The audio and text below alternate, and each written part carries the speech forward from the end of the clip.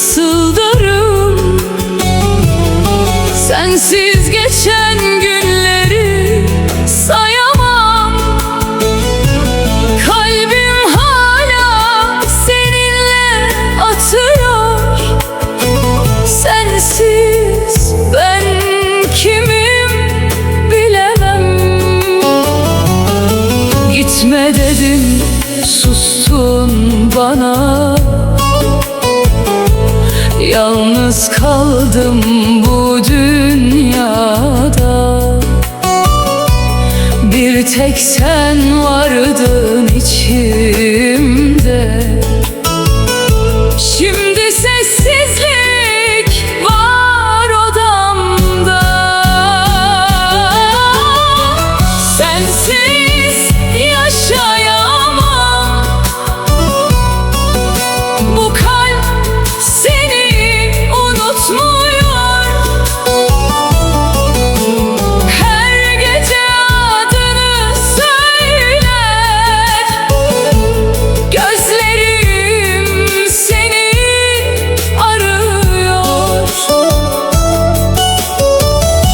Ne olur dön bana.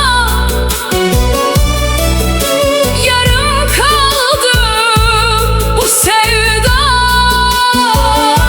Sensiz geçen her dakika ömrümden bir parça alıyor.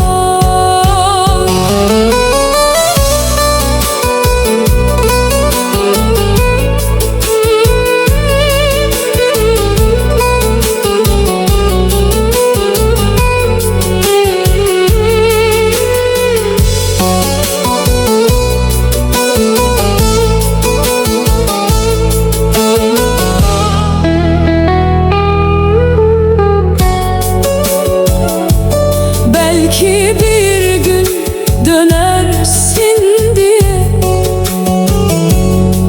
kapımı açık bıraktım. Her duamda sen vardın. Ben seni hiç bırakmadım. Eğer mutluysan sana engel olmam.